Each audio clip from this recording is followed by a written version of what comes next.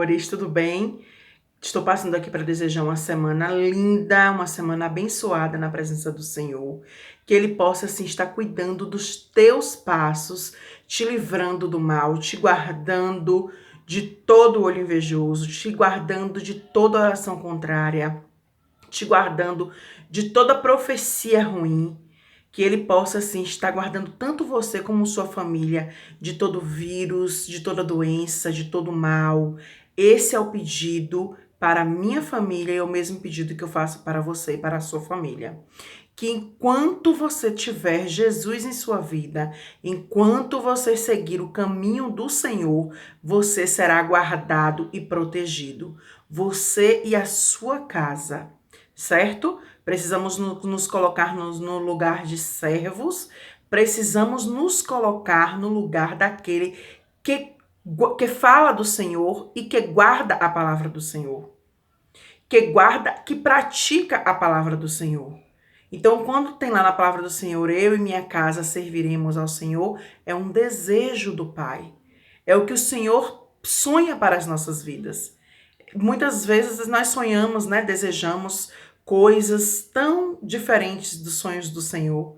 Então, o que nós precisamos fazer é todos os dias pedir a Ele que Ele nos dê maturidade espiritual, pedir que Ele possa nos trazer a memória, nos trazer a consciência, tudo o que é melhor para o nosso futuro.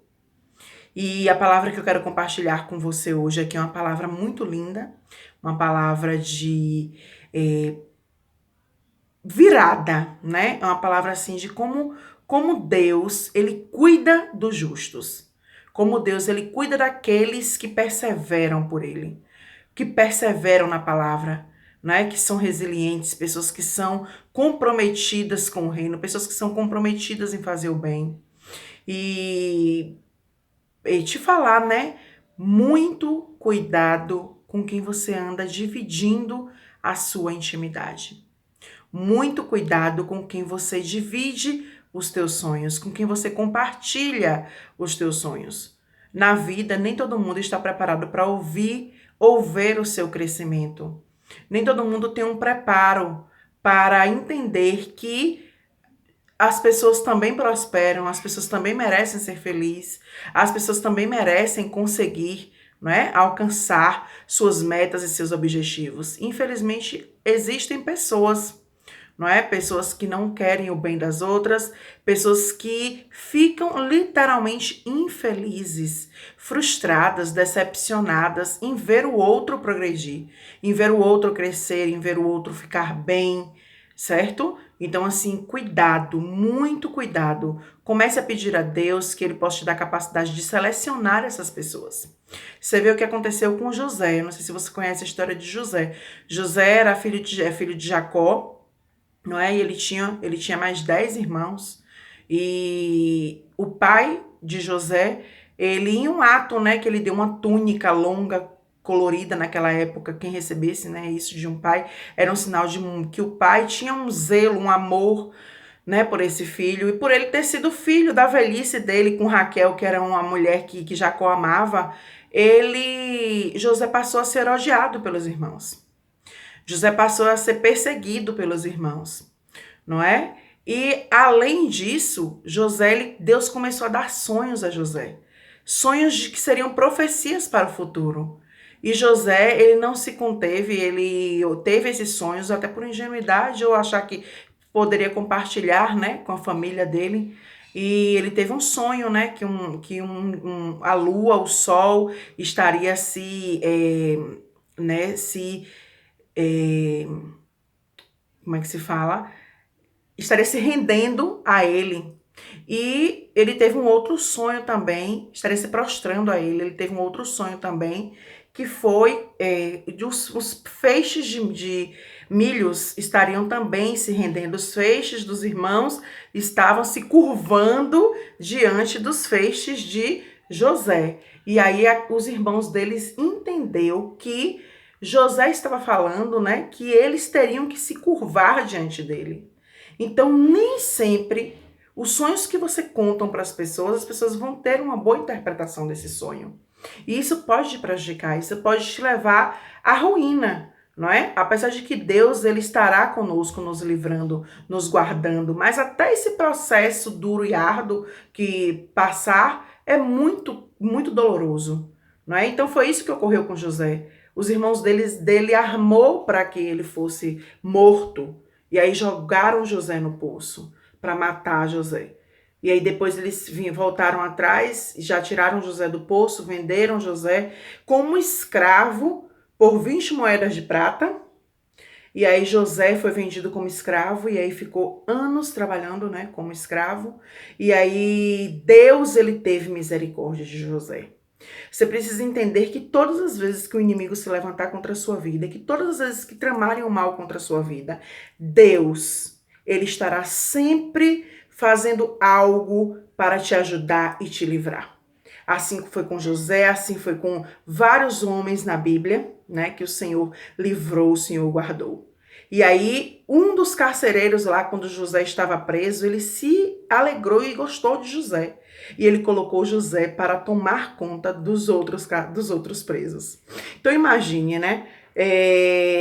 Você conseguir passar graça e confiança ao ponto do carcereiro entregar as chaves da prisão para você, que é um preso, tomar conta dos outros presos. E aí foi o longo da história de José, muito linda a história dele, e ele foi vendido, né? Ele estava lá no preso, e aí inventaram a mulher, ele foi para uma cidade e a esposa de Potifar inventou uma história contra ele, que ele estava, né, tipo, seduzindo ela, e aí foi um processo terrível que José passou e foi novamente preso, mas aí chegou, né, o tempo da alegria na vida de José.